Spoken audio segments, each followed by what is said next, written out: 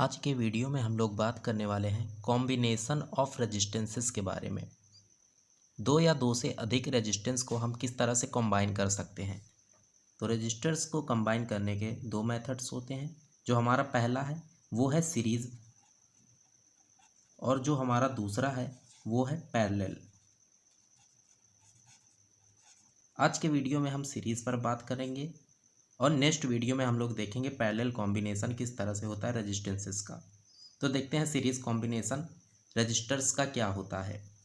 When two or more resistances join with each other at end to end, then this arrangement of resistances is called series arrangement।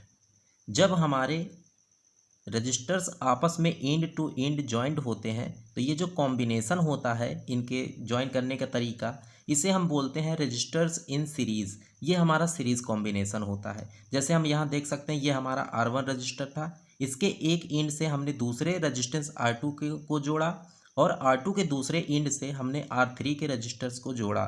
तो and to and ये जो combination होता है resistance का, ये हमारा कहलाता है सीरीज़ कॉम्बिनेशन। अब सीरीज़ कॉम्बिनेशन में हमें दो बातें ध्यान रखनी होती हैं। वो दो बातें क्या हैं ध्यान रखने वाली? पहला कि जो आपका सीरीज़ कॉम्बिनेशन होता है, इस पे जो इलेक्ट्रिक करंट होता है ये पूरे सर्किट में सेम होता है। मतलब जो इलेक्ट्रिक करंट आई होगा वो R1 के लिए भी सेम होगा, R2 के लिए भी सेम होगा, R3 के लिए भी सेम होगा। तो यहाँ पास करंट हमारा पूरे सर्किट में सेम होता है। वहीं जो पोटेंशियल डिफरेंस होता है वो इन सभी रेजिस्टेंस के लिए अलग अलग होगा। जो R1 के लिए पोटेंशियल डिफरेंस होगा वो V1 होगा और R2 के लिए V2 होगा, R3 रेजिस्टेंस के लिए V3 होगा। तो ये दो बातें हमें ध्यान रखनी है कि जो करंट है वो सेम होगा और जो पोटेंशियल है वो इन सभी के लिए डिफरेंट डिफरेंट होगा। यहाँ आप इसको इस तरह से लिखोगे कि in this arrangement the current is same in each resistance and the potential difference is different in each resistance. That is V1 for R1, V2 for R2 and V3 for R3।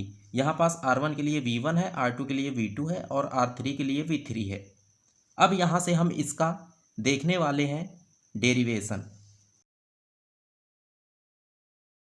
अब अगर Ohm's law को हम apply करें resistance R1 के लिए और R2 के लिए और R3 के लिए, तो यहाँ पास हम देखेंगे कि जो पोटेंशियल डिफरेंस हमारा रेजिस्टेंस R1 के लिए होगा वो होगा V1 is equal to IR1, और जो पोटेंशियल डिफरेंस R2 के लिए होगा वो होगा V2 is equal to IR2।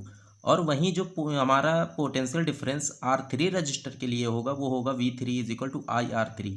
यहाँ से हम देख सकते हैं हमारा जो करंट है वो सभी रजिस्टर में सेम होगा और वहीं जो पोटेंशियल डिफरेंस है वो डिफरेंट डिफरेंट है। अब यहाँ से जो हमारे सर्किट का ओवरऑल पोटेंशियल डिफरेंस होगा वो सभी का कॉम्बिनेशन होगा। तो जो हमारा पोटेंशियल डिफरेंस होगा सर्किट का वो V is equal to V1 plus V2 plus V3 होगा। इस तरह से हम इसको लिख सकते हैं। अब हम यहाँ पास क्या करेंगे, यहाँ V is equal to V1 plus V2 plus V3 में V1 V2 और V3 की वैल्यू यहाँ से पुट कर देंगे। तो ये हमारा बन जाएगा V is equal to IR1 plus IR2 plus IR3। अब यहाँ पास से V is equal to IR हम देख लेंगे। यहाँ पास RS क्या है, रेजिस्टेंस इन सीरीज, तो R की जगह पर हम RS लिख सकते हैं। तो ये V is equal to IR हमने यहाँ पुट कर दिया। और यहाँ पास हम क्या करेंगे कि जो हमारा I है करंट वो सभी में सेम है, तो I को हम करंट को हम बाहर कॉमन ले लेंगे और ये हमारा R1 plus R2 plus R3 को ब्रैकेट में लिख देंगे इस तरह से। यहाँ से हम देखेंगे कि I से I हमारा कैंसल आउट हो गया इधर से, तो हमारा ये बचेगा RS is equal to R1 plus R2 plus R3। मतलब जो रेजिस्टेंस इन सीरीज होगा वो R1 plus R2 plus R3, ये हमारा जो हमें चाहिए था वो निकल के आ गया। तो यहाँ से हम देख सकते हैं कि जब रजिस्टर्स हमारे सीरीज में होते हैं तो उनका जो रेजिस्टेंस होता है उनको हम सभी को इस तरह से ऐड कर सकते हैं। तो इस फिगर से हम देख सकते हैं कि जो हमारा ओवरऑल कॉम्बिनेशन होगा जब रेजिस्टेंसेस सीरीज में होंगे तो वो हो जाएगा R1 plus R2 plus R3। इससे रिलेटेड एक न्यूमेरिकल हम देख लेते हैं। जैसे हम मान लेते हैं कि R1 जो हमारा है वो 2 ओम है, वहीं R2 जो हमारा है वो 3 ओम है, वहीं R3 जो हमारा है वो हम मान लेते हैं 1 ओम है। तो ये सारे अगर रजिस्टर क्या है सीरीज़ में कॉम्बाइन है तो इसका सीरीज़ में कॉम्बिनेशन का जो हमारा रजिस्टेंस हो जाएगा वो हमारा हो जाएगा R1 plus R2 plus R3। ये हमने देख लिया है। तो ये हमारा हो जाएगा 2 प्लस 3 प्लस 1, ये हमारा हो जाएगा 6। तो यहाँ से हम कह सकते हैं जो इस सीरीज़ का जो रेजिस्टेंस होगा वो हमारा 6 ओम हो जाएगा। तो आई होप इस तरह से आप जब रजिस्टर सीरीज़ में कंबाइन होते हैं तो उसका रेजिस्टेंस निकाल सकते हो। तो आई होप आज आपको आज का वीडियो समझ में आया होगा। वीडियो अगर पसंद आया हो तो इसे लाइक कर दें और साथ ही में अपने दोस्तों के साथ शेयर ज़रूर करें।